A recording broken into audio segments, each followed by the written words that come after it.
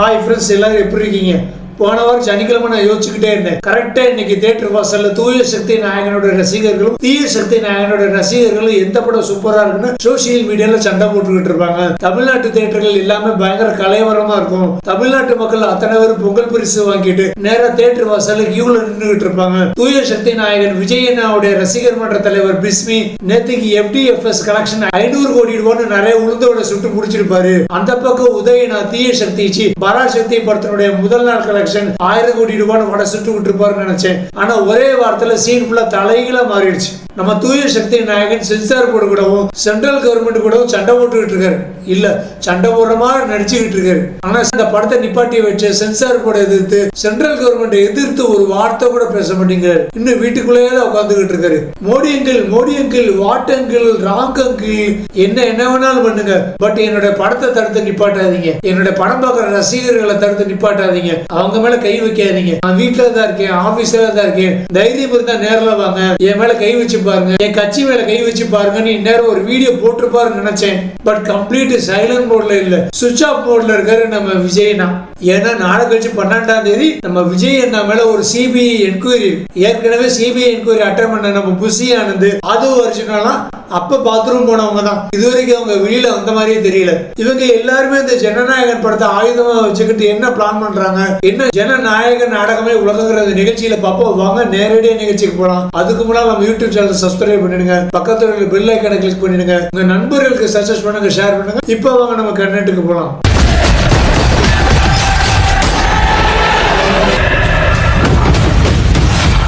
முதல்ல ஒரு படம் சென்சாருக்கு எப்படி அனுப்பப்படுகிறது, எப்படி ரிலீஸ் செய்யப்படுகிறதுன்னு அந்த ரூல்ஸ் அண்ட் ரெகுலேஷன்ஸ் பார்ப்போம். முதல்ல ஒரு படத்தோட போஸ்ட் ப்ரொடக்ஷன் வேலை முடிஞ்ச உடனே லேப்ல ஃபைனல் காப்பி ரெடி ஆயிடுச்சுன்னா ஆன்லைன்ல சென்சார் போர்டுடைய சினிமா பிரமான்ங்கிற போர்ட்டலுக்கு போய் ரெஜிஸ்ட்ரேஷன் பண்ணணும். ஆன்லைன்ல ஃபார்ம் ஃபில் அப் பண்ணணும். அது கூட தேவையான டாக்குமெண்ட்ஸ் அப்லோட் பண்ணணும். அதாவது படத்தோட இங்கிலீஷ் டிரான்ஸ்லேஷன் உள்ளிட்ட synopsis, typed lyrics, credit title, shooting script and final copy ready லேப்ல இருந்து கொடுத்த லெட்டர். இது மட்டும் இல்லாம படத்தோட ஃபைனல் காப்பி இது எல்லாத்தையுமே அப்லோட் பண்ணணும். அது கூட சென்சார் சர்டிபிகேட்டுக்கான பணத்தையும் கட்டணும். இவங்க அப்ளிகேஷன் அப்ரூவல் ஆகுறதுக்கு அவங்க அந்த படத்தோட ஃபைலை ஓபன் பண்றதுக்கே ஒரு வாரம் ஆகும். ஆனா இவங்க சென்சாருக்கு அப்ளை பண்ணது டிசம்பர் 18ல தான். அதுல இருந்து ஒரு வாரம் எக்ஸ்ட்ரா சேர்த்துக்குவாங்க டிசம்பர் 26. அடுத்து ஒரு 5 பேர் அடங்கின ECங்கிற எக்ஸாமிங் கமிட்டி ஃபார்ம் பண்ணுவாங்க. அவங்க படத்தை பார்க்க ஆரம்பிப்பாங்க. படம் பார்க்கும்போது கையில இங்கிலீஷ் டிரான்ஸ்லேஷன் ஸ்கிரிப்ட் உள்ளிட்ட எல்லா டாக்குமெண்ட்களையும் கையில வச்சு ஒவ்வொரு டயலாக் ஒவ்வொரு சீனா செக் பண்ணி பார்த்துக்கிட்டே வருவாங்க. இந்த 5 பேர்ல ஒரு ஆள் அப்செக்ஷன் தெரிவிச்சாலே, கருத்து தெரிவிச்சாலே கூட அவர் போர்டு தலைவருக்கு இன்ஃபார்ம் பண்ணலாம், ஒரு ரிவைசிங் கமிட்டிக்கு ரெக்கமெண்ட் பண்ணலாம். இந்த ப்ரொசீஜரே ஒரு 15 நாள் நடக்கும். அப்ப டிசம்பர் 26ல இருந்து 15 நாள் கணக்கு வச்சுக்கோங்க. இப்பவே கிட்டத்தட்ட ஜனவரி 10 வருது.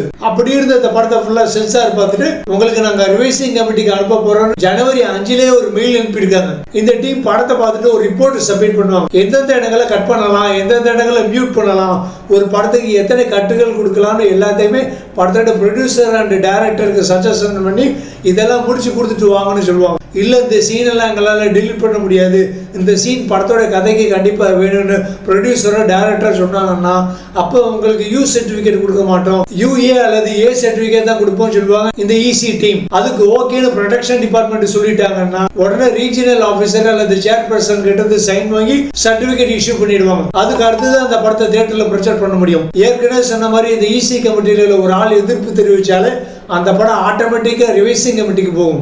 இப்போ உங்க படம் ரிவைசிங் கமிட்டிக்கு போகுதுன்னு மெயில் அனுப்பிடுவாங்க. இது அப்படியே படத்தோட டீம் ஃபாலோ பண்ணாலும் அக்செப்ட் பண்ணாலும் அது ரிவைசிங் கமிட்டிக்கு போய் அங்க உள்ள 12 பேர் பார்த்து இன்னும் சஜஷன் சொல்லி U அல்லது UA அல்லது A சர்டிபிகேட் கொடுக்க கிட்டத்தட்ட 1 மாசம் வரை ஆகும்.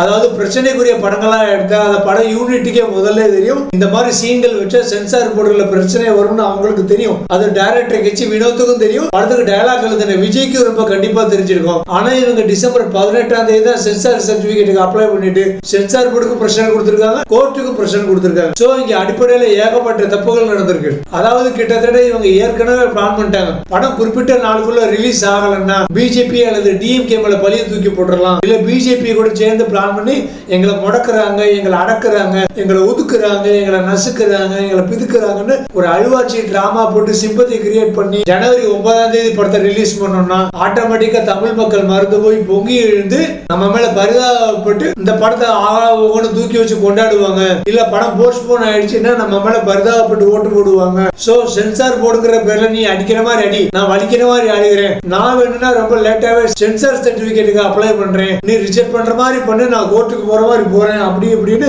ஏகப்பட்ட பிளான் பண்ணிருக்காங்க. இதுல இவங்களே எதிர்பார்க்காத மாதிரி படத்தோட ட்ரெய்லர் பார்த்து நம்ம நெட்டிசன்கள் ஓட்டுன்னு ஓட்டி பயங்கரமா ட்ரோல் பண்ண ஆரம்பிச்சிட்டாங்களா. அப்ப பராசக்தி கூட போகுதுன்னா பல்பு வாங்க வேண்டியதுன்னு 5ஆம் தேதி சென்சார் போர்டு தரப்புல வந்த மெயில இவங்க வேணும்னு கண்டுக்கிடவே இல்லை. படம் 3-4 மாசம் தள்ளி போனாலும் பரவாயில்லன்னு விட்டுட்டாங்க. அதனாலதான் இந்த படம் இவ்வளவு டிலே ஆயும் விஜய்க்கு சப்போர்ட் பண்ணி மக்கள் பொங்கி எழுந்தாலும், ஜீவா, சிவராஜ், ஹரிஷ் கல்யாண் உட்பட்ட ஏகப்பட்ட நடிகர்கள் பொங்கி எழுந்தாலும், விஜய் தண்ணி ஊத்தின பொங்குன பால் மாதிரி அப்படியே அடங்கி வீட்டுக்குள்ளேதான் உட்கார்ந்துட்டு இருக்காரு. சென்சார் போர்டையோ பிஜேபி காரங்களே எதிர்த்து இவர் ஒரு வார்த்தை கூட பேசவே இல்லை. இதுல பராசக்தி படத்துல வில்லனா நடிச்ச ரவிமோகன் ஒருபடி மேலே போய் கொடுத்த காசுக்கு மேலே குவியிருக்காரு. இல்ல இந்த பொங்கலுக்கு கரும்பு வேணாம், பொங்கல் வேணாம், விஜய் அண்ணாவோட படம் தான் வேணும்னு தரையில உருண்டு புரண்டு அடம்பிடிச்சு அழுதுருக்காரு.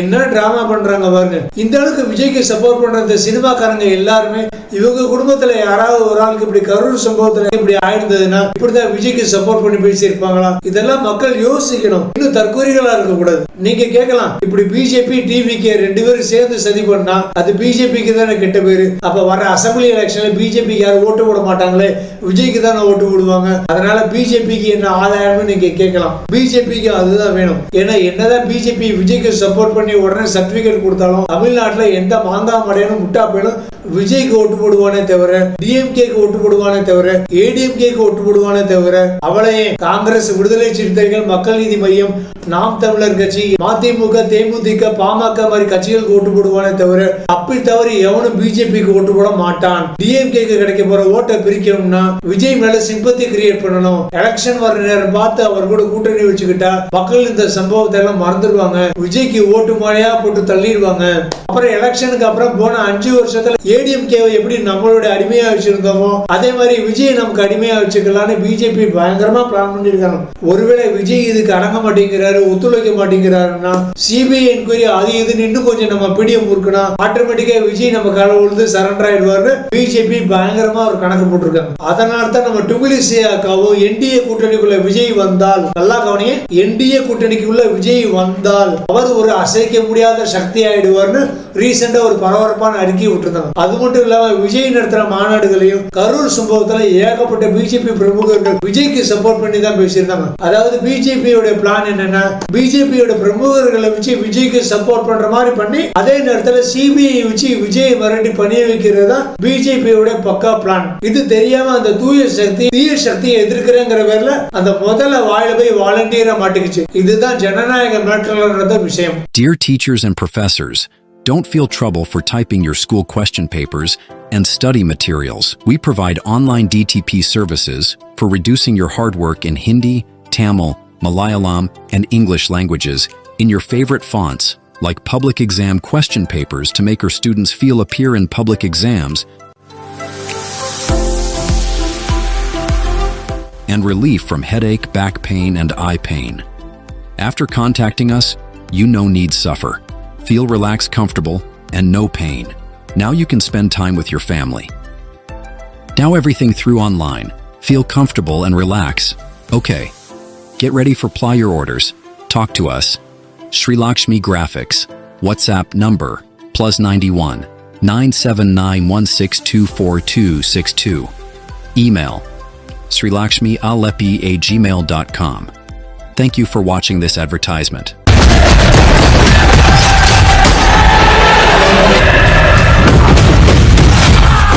Come, let's play a game. அப்ப அந்த சென்சார் போர்டு உண்மைக்கே நியாயமானதானு பார்த்தா இந்தியாவில சென்ட்ரல் கவர்மெண்டோட கைப்பாவைகளான சிபிஐ, இடி, ஐடி, சென்சார் போர்டு உள்ளிட்ட ஏகப்பட்ட துறைகள்ல ரொம்ப விசித்திரமான குழப்பமான குளறுபடிகள் நிறைந்த துறை என்னன்னா அந்த சென்சார் போர்டு தான். ஏன்னா எந்த படத்துக்கு சர்டிபிகேட் கொடுப்பாங்க, எந்த படத்துக்கு சர்டிபிகேட் நிப்பாட்டி வைப்பாங்க, எந்த படத்தை பேன் பண்ணுவாங்கன்னு சொல்லவே முடியாது. பிகாஸ் சில படங்களுடைய தலைப்பு காரணமாகவே அந்த படத்துக்கு சென்சார் சர்டிபிகேட் கொடுக்காம அந்த படங்களை பேன் பண்ணி வச்சிருக்காங்க. ஆனா அதே நேரத்தில் சென்சார் போர்டுடைய ரூல்ஸ் அண்ட் ரெகுலேஷனுக்கு ஒத்து வராத சில படங்களுக்கு இவங்க சென்சார் சர்டிபிகேட் கொடுத்து அந்த படங்கள் ரிலீஸ் ஆயிருக்கு. அப்படிப்பட்ட ஒரு விசித்திரமான குழப்பமான குளறுபடிகள் நிறைந்த துறை தான் இந்த சென்சார் துறை. உதாரணத்துக்கு சில படங்களை நம்ம பார்க்கலாம். முதல் படம் பாத்தீங்கன்னா 1979 வந்த கரை கடந்த குரத்தி. இது வந்து குறவர்கள் இனத்தை பற்றிய ஒரு ஜாதிய சமூகத்தை இனத்தை சேர்ந்த படம். கரை கடந்த குரத்தி இப்படி பேர் வச்ச இன மக்கள் கிட்ட இருந்து நிறைய எதிர்ப்பு வரும்னு இவங்க சென்சார் சர்டிபிகேட் கொடுக்க மாட்டோம்ட்டாங்க. இத்தனைக்கு தலைப்பு பாத்தீங்கன்னா ஒரு பாசிட்டிவான தலைப்பு தான், கரை கடந்த குரத்தி. ஆனா இந்த தலைப்புக்கு எதிர்ப்பு ஏன் தெரிவிச்சாங்கன்னு தெரியல. அதனால பட யூனிட் இந்த படத்துக்கு கரை கடந்த ஒருத்தின்னு மாத்தினாங்க. அப்புறம் தான் சென்சார் சர்டிபிகேட் கொடுத்தாங்க. ஆனா ஜாதி இன சமூக பெயர்கள் பட தலைப்புகளா வரக்கூடாதுன்னு சொல்ற இதே சென்சார் போர்டு தான் பின்னால எப்படி சின்ன கவுண்டர், தேவர் மகன், தேவர் வீட்டு பொண்ணு, ஐயர் ஐபிஎஸ், ஐயர் தி கிரேட் படங்களுக்கு சென்சார் சர்டிபிகேட் கொடுத்தாங்கன்னு தெரியல. அடுத்து 1983 வந்த ரஜினி நடிச்ச நான் மகாநல்லர். இந்த படத்துக்கு முதல்ல நான் காந்தி அல்லன்னு பேர் வச்சிருந்தாங்க. ஆக்சுவலா நான் தான் காந்தின்னு பேர் வச்சாதான் தப்பு. ஆனா பட யூனிட் நான் காந்தி அல்லன்னு கரெக்டா தான் வச்சிருந்தாங்க. அப்புறம் ஏன் சென்சார் போர்டு இந்த படத்துக்கு எதிர்ப்பு தெரிவிச்சு சென்சார் சர்டிபிகேட் கொடுக்க மாட்டேன்னு சொல்லிட்டாங்கன்னு தெரியல. அப்புறம் அந்த காந்திங்கிற வார்த்தைக்கு பதிலாக மகான்கிற வேற வார்த்தையை போட்டு நான் மகான் அல்லன்னு படத்தோட பேரை மாத்திர பிறகுதான் இந்த படத்துக்கு சென்சார் சர்டிபிகேட் கொடுத்தாங்க. அதாவது சென்சார் போர்டு ரூல்ஸ் படி இந்தியாவையோ இந்தியர்களையோ இந்திய தலைவர்களையோ அவமதிக்கிற மாதிரி டைட்டில் வச்சே அது தப்பு. இதுல கொஞ்சம் லாஜிக் இருக்கு, ஓகே. ஆனா ஒருத்தர் ஒரு 5 வருஷத்துக்கு முன்னாடி தமிழ்ல தன்னுடைய படத்துக்கு ஆன்டி இந்தியன் பேர் வச்சிருந்தாரு. அந்த படத்துக்கு சென்சார் போர்டு ஏன் சென்சார் சர்டிபிகேட் கொடுத்தாங்கன்னு தெரியல. ஒருவேளை சென்ட்ரல் ரூலிங் பார்ட்டியோட ஒரு முக்கியஸ்தருடைய முக்கியஸ்தர் நம்ம வருங்கால சூப்பர் ஸ்டார் விஜயோட இடத்தை நிரப்ப போற வருங்கால இளைய தளபதி திருப்பரங்குன்ற மலைநாயகன் கந்தன்மலை நாயகன் ஹெச் ராஜா அடிக்கடி யூஸ் பண்ற வார்த்தையான ஆன்டி இந்தியன்ங்கிறதுனாலயா எதுக்கு இந்த படத்தோட டைட்டில கன்சிடர் பண்ணாம சென்சார் சர்டிபிகேட் கொடுத்தாங்கன்னு தெரியல. அதே மாதிரி ரீசெண்டா ஒரு 6 மாசத்துக்கு முன்னால வந்த மலையாள சினிமாவான Janaki versus court of law படத்துக்கு சென்சார் சர்டிபிகேட் கொடுக்க மாட்டேன்னு சொல்லிட்டாங்க. அதுக்கு பட தலைப்பில் உள்ள ஜானகிங்கிற பெயர் சீதை குறிக்குது, இது ராமாயண நாயகி சீதை அவமானப்படுத்துற மாதிரி இருக்குன்னு சென்சார் போர்டு சென்சார் சர்டிபிகேட் கொடுக்க மாட்டேன்னு சொல்லிட்டாங்க. அப்புறம் பட யூனிட் போய் நாங்க சொல்ற ஜானகி ப்ராப்பர் நோன், இந்த படத்துல வர நாயகி ராமாயணத்துல வர சீதை கிடையாது, இவங்க வேற ஒரு பொண்ணுன்னு எடுத்து சொல்லி சென்சார் சர்டிபிகேட் வாங்கினாங்க. இத்தனைக்கு இந்த படத்துல ஹீரோவா நடிச்ச சுரேஷ் கோபி பிஜேபி எம்பி வேற. ஆனா அதே நேரத்துல ஹிந்தி எதிர்ப்பை ப்ரமோட் பண்ற பரார் சக்தி படத்துக்கு வெறும் 25 கட்டுப்பட்டு கொடுத்து சென்சார் சர்டிபிகேட் எடுத்து கொடுத்துட்டாங்க. படம் இன்னைக்கு ரிலீஸ் ஆயிருக்கு. ஆனா பிஜேபியோட கருத்து சித்தாந்தத்துக்கு ரொம்ப எதிராக வந்த விஜய் ஆண்டனி நடிச்ச சக்தி திருமுகன் படத்துக்கு சென்சார் சர்டிபிகேட் கொடுத்திருக்காங்க. அதுல வர நெகட்டிவான கதாபாத்திரங்கள் எல்லாமே பிஜேபி காரங்களை ரெஃபர் பண்ற மாதிரியே இருக்கு. அப்படி இருந்த அந்த படத்துக்கு எப்படி சென்சார் சர்டிபிகேட் கொடுத்தாங்கன்னா இதுவரைக்கும் உலகமாக அதிசயமா இருக்கு. அதாவது சென்சார் போர்டு நாங்க எந்த கட்சியும் சாராதவர்கள், நாங்க பாரபட்சம் பார்க்காதவங்க ப்ரூவ் பண்றதுக்காக ரீசெண்டா ரொம்ப கஷ்டப்படுறாங்கன்னு நினைக்கிறேன். அதே மாதிரி 1990 ஆர்கே செல்வமணி டைரக்ஷன் பண்ண குற்றப்பத்திரிகை படத்துக்கு சென்சார் போர்டு சென்சார் சர்டிபிகேட் தரமாட்டேன்னு சொல்லிட்டாங்க. காரணம் அந்த படம் X prime minister Rajiv Gandhi கொலை பண்ண LTTE அமைப்பினருக்கு சப்போர்ட் பண்ற மாதிரி இருக்குன்னு ஒரு காரணம் சொல்லியிருக்காங்க. 15 வருஷம் அந்த படத்துக்கு சென்சார் சர்டிபிகேட் கொடுக்காம நிப்பாட்டி வச்சிட்டாங்க. கடைசியில 2007 அந்த படம் காங்கிரஸ் ஆட்சியில இருக்கும்போது ரிலீஸ் ஆகி வந்ததும் தெரியல போனதும் தெரியல. இந்த படத்தை நானும் இன்னைக்கு பார்த்தேன். இந்த படத்துல கிட்டத்தட்ட பாதி வரைக்கும் ராஜீவ் காந்தி LTTE காரங்க எப்படி கொலை பண்ணாங்கன்னு டீடைலா காமிச்சு அதுக்கப்புறம் செகண்ட் ஹாஃப்ல தான் சிவராசன்ங்கிற மன்சூர் அலிகான் உள்ளிட்ட அந்த வில்லன் கோஷ்டிகளை போலீஸான ராம்கி ரகுமான் எப்படி வேட்டையாடுறாங்கன்னு செகண்ட் ஹாஃப்ல சொல்லியிருப்பார் ஆர்கே செல்வமணி. அதனால இந்த படத்துல என்ன தப்பு இருக்குன்னு எனக்கும் தெரியல. இந்த படத்துக்கு போய் 15 வருஷம் சென்சார் சர்டிபிகேட் கொடுக்காம இழுத்தடிச்சிருக்காங்க. ஆனா இதே LTT குரூப் மக்களை போலீஸ் எப்படி பிடிச்சாங்கன்னு 2 மணி நேரம் நல்லா விளக்கி எடுத்து சொன்ன குப்பி படத்துக்கு சென்சார் சர்டிபிகேட் உடனே கொடுத்திருக்காங்க. இந்த 2 படங்களை நீங்களே பாருங்க, ரெண்டுமே கம்பேர் பண்ணி பாருங்க. இந்த 2 படங்களுமே யூடியூப்ல கிடைக்குது. இப்படி சென்சார் போர்டு அன்னையில இருந்து இன்னைக்கு வரைக்கும் பண்ற குளப்படிகள் குளறுபடிகள் ஏகப்பட்டது இருக்கு. அதை பத்தி சொன்னா இன்னொரு 4-5 வீடியோக்கள் போயிட்டே இருக்கும். சரி, நம்ம கண்டுட்டு வாங்க. அடுத்து நம்ம தளபதி இதுவரைக்கும் தன்னுடைய படங்களை சந்திச்ச பிரச்சனைகள் காரணமா அவர் ஜனநாயகன அறியப்படுறதை விட சர்ச்சை நாயகன அறியப்படுறார். அப்படி அவர் எந்தெந்த படங்கள்ல பிரச்சனைகளை சந்திச்சிருக்காரு, இந்த ஜனநாயகன் படத்துக்கு அவர் ஏன் இப்படி சென்சார் போர்டுல மாட்டிட்டு முடிச்சிட்டு இருக்காரு, அப்படி இந்த படத்துக்கு சென்சார் போர்டு கண்டிப்பா தடை விதிக்கணுமா, அப்படி இந்த படத்தோட யூனிட் இந்த படத்துல பண்ண தப்புகள் என்ன, இந்த படம் உண்மைக்கே சென்சார் போர்டுனால தடுத்து நிறுத்தப்பட வேண்டிய பொருத்தான படமா அப்படின்னு பார்ப்போம் வாங்க.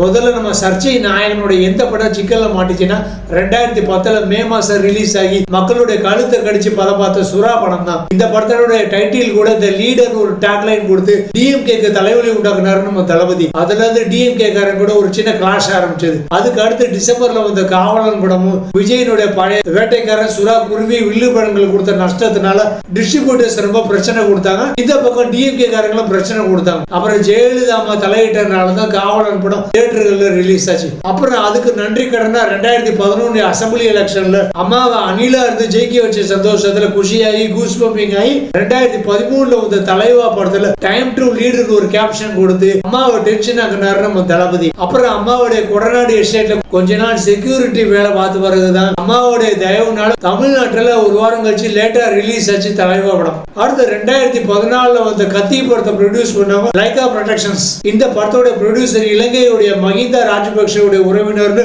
ஒரு பெரிய புயல் கிளம்பினதுனால இந்த படத்துக்கு பயங்கரமா பிரச்சனை வந்தது. அப்புறம் இந்த படத்துல தளபதி பேசின 2G இட்லி சட்னின்னு அதுவும் பெரிய சர்ச்சையை கிளப்பிச்சு. அது மட்டும் இல்லாம இந்த படம் கதை திருட்டு வழக்குல வசமா மாட்டுக்குச்சு. அறம் படத்தை டைரக்ட் பண்ண நயினார் கோபிங்கிற ஒரு இந்த படத்தோட கதை என்னோட கதை நேர ஐநா சபை வரைக்கும் போயிட்டாரு. அடுத்து 2017 வந்த மெர்சல் படம். இந்த படத்துல விஜய் பிஜேபி 2016 கொண்டு ஜிஎஸ்டி அண்ட் டிமானிஸ்ட்ரேஷன் பத்தி தைரியமா எதிர்த்து பேசியிருந்தாரு. அது மட்டும் இல்லாம டாக்டர்களுடைய அட்ராசிட்டி பத்தியும் பேசியிருந்தாரு. சோ இந்த படமும் பயங்கரமான பிரச்சனைகளை உண்டு பண்ணுச்சு. அடுத்து 2018 வந்த சர்க்கார் படம். இதுல விஜய் அம்மா கொடுத்த இலவச மிக்சி கிரைண்டர்களை தூக்கி போட்டு உடைச்சதுனால ஏடிஎம்கே காரங்க சர்க்கார் படம் ஒன்னு தியேட்டர் கேட்டுகளை அடிச்சுன்னு இருக்கலாம். அப்புறம் அந்த சீன்களை டெலீட் பண்ண பிறகுதான் நம்ம அதிமுக உடன்பிறப்புகள் அந்த தியேட்டருக்கு ஒரு புது கேட்டு கட்டி கொடுத்துட்டு போனாங்க. அது மட்டும் இல்லாம இந்த படமும் கதை திருட்டு பஞ்சாயத்துக்கு பாக்யராஜ் வரைக்கும் போச்சு. அடுத்து வந்த விஜயனோட படங்களால விஜய்க்கு எந்த பிரச்சனையும் இல்ல. இந்த படங்களை பார்த்த மக்கள் தான் நிறைய மனநிலை பிரச்சனைக்கு உள்ளானாங்க. அதாவது கோட்டு படம் வரைக்கும். இப்ப ஜனநாயக வருஷம் இந்த படத்துக்கெல்லாம் சென்சார் போர்டு சர்டிபிகேட் கொடுக்காம அப்படி நிப்பாட்டி வச்சு இந்த அளவுக்கு இந்த படத்துக்கு பில்டப் கொடுக்கணும்னு தேவையே கிடையாது. அந்த அளவுக்கு இந்த படம் வந்து ஒருத்தான படமும் கிடையாது. காரணம் ஒண்ணு, இது பாலையா படத்தோட ரீமேக். அதனால இந்த படத்தை அவ்வளவு சீரியஸா எடுக்கணும்னு அவசியமே கிடையாது. பாலையாவுடைய வழக்கமான ஒரு காமெடி படம் மாதிரியே இந்த படத்தை எடுத்துக்கலாம். அடுத்து இந்த படத்துக்கு டயலாக் எழுதினவர் உங்கள் விஜய். சோ இந்த படத்துல ஒரு டயலாக் எல்லாம் விஜயனுடைய மத்த ஆக்ஷன் படங்கள்ல ஒரு ஆக்ஷன் சீன்கள், பஞ்சி டயலாக் சீன்கள், ஓவர் பில்டப் சீன்களை பார்த்து நம்ம எப்படி சிரிச்சுட்டு போனோமோ அதே மாதிரி இந்த படத்துல வர அவருடைய வசனங்களை நல்லா ரசிச்சு கேட்டு சிரிச்சுக்கிட்டு போயிட்டே இருக்கணும். இவ்வளவு சீரியஸா எடுக்கணும் தேவையே கிடையாது. என்ன ஒண்ணு, விஜயுடைய ஆரம்பகால படங்கள் விஜயுடைய பாட்டு வரும் போதெல்லாம் இந்த பாடலை பாடிக்கொண்டு இருப்பவர் உங்கள் விஜய் ஒரு டைட்டில் வந்து நம்மளை பயமுறுத்திக்கிட்டே இருக்கும். அதே மாதிரி இந்த ஜனநாயகன் படத்துல விஜய் பேசுற ஒவ்வொரு டயலாக் வரும்போது இந்த டயலாகை சொந்தமாக பேசி கொண்டிருப்பவர் உங்கள் விஜய் ஒரு சாச்சரிய வார்னிங் கார்டு படம் ஃபுல்லா வந்துகிட்டே இருக்கும். அதான் கொஞ்சம் டார்ச்சரா இருக்கும். அது மட்டும் இல்லாம இந்த படத்துல இந்தியன் மிலிட்டரியோட லோகோ யூஸ் பண்ணிருக்காங்க. அதுக்கு உள்துறை அமைச்சர்கிட்ட பெர்மிஷன் கேட்கலாம்னு சென்சார் போர்டு சொல்லியிருக்காங்க. அப்ப அந்த சீனை கட் பண்ணிருக்கலாம், இல்ல அந்த லோகோவை பிளர் பண்ணிருக்கலாம். அதே மாதிரி ஓஎம்னு வில்லனுடைய ஒரு ப்ராஜெக்ட் பேர் சொல்றாங்க. அதை நிறைய பேர் ஓம்னு புரிஞ்சுக்கிட்டு அது இந்து மதத்தை இழிவுபடுத்துற மாதிரி இருக்குன்னு சென்சார் போர்டுல சொல்றாங்க. அப்ப அந்த ப்ராஜெக்ட் பேரை மாத்த சொல்லியிருக்கலாம், இல்ல அந்த ப்ராஜெக்ட் வர்ற இடங்கள்ல மியூட் பண்ண சொல்லியிருக்கலாம். அடுத்து இந்த படத்துல நிறைய ஓவரான வயலண்டான சீன்கள் வருதுன்னு சொல்றாங்க. அந்த சீன்களை இவங்க வந்து அப்படியே பிளர் பண்ண சொல்லியிருக்கலாம், இல்ல அந்த சீன்களை கட் பண்ண சொல்லியிருக்கலாம். அதே மாதிரி இந்த படத்துல விஜய் ஒரு ஆயுதத்தில் உள்ள ரத்தத்தை நக்கிக்கிட்டே வருவார். அந்த சீனை கட் பண்ண சொல்லியிருக்கலாம், இல்ல அந்த சீன் இந்த படத்துக்கு கண்டிப்பா வேணும்னா இந்த படம் ஆரம்பத்திலே இந்த புகைப்பிடித்தல் உடம்புக்கு கேடு, குடியை கெடுக்கும், கார் ஓட்டும் போது சீட் பெல்ட் அணிந்து கொள்ளவும் இந்த சாச்சரிய வாணி போடுவாங்க இல்லையா, அந்த நேரத்துல விஜய் ரத்தத்தை நக்கிற இந்த சீனையும் கட்டி அடுத்தவங்களோட ரத்தத்தை கொடுத்தாலே HIV வரும் ஒரு சாட்சி வாணி கட்டி எக்ஸ்ட்ரா காமிச்சிருக்கலாம். ஐடியா இல்லாத சென்சார் பசங்க இப்படி ஏகப்பட்ட கட்ஸ் மியூட்ஸ் கொடுத்து UA சர்டிபிகேட்டாவது கொடுத்து அந்த படத்தை ரிலீஸ் பண்ணி வச்சிருக்கலாம். தேவையில்லாம அந்த படத்தை நிப்பாட்டி இந்த படத்துக்கு இவ்வளவு பில்டப் பண்ணி வச்சிருக்காங்க நம்ம சென்சார் போர்டு கோட்டும்.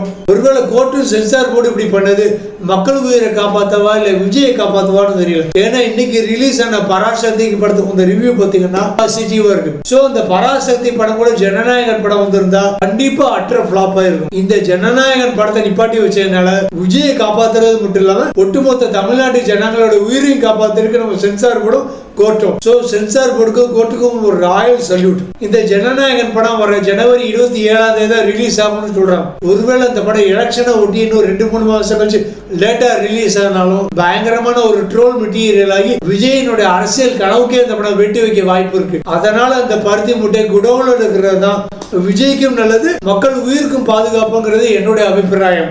ஓகே நண்பர்களே, இதோட என்னுடைய நிகழ்ச்சியை முடிச்சுக்கிறேன். பிடிச்சிருந்தா லைக் பண்ணுங்க, உங்க கருத்துக்களை கமெண்ட் பாக்ஸ்ல எழுதுங்க, நம்ம யூடியூப் சேனலுக்கு சப்ஸ்கிரைப் பண்ணுங்க, பக்கத்துல உள்ள பெல் ஐகானை கிளிக் பண்ணுங்க, முடிஞ்ச நம்ம வீடியோக்கு ஹைப் பண்ணிடுங்க, உங்க நண்பர்களுக்கு சஜஸ்ட் பண்ணுங்க, ஷேர் பண்ணுங்க. மீண்டும் இதே மாதிரி ஒரு நிகழ்ச்சியில சந்திக்கும் வரை bye friends, advance happy Pongal.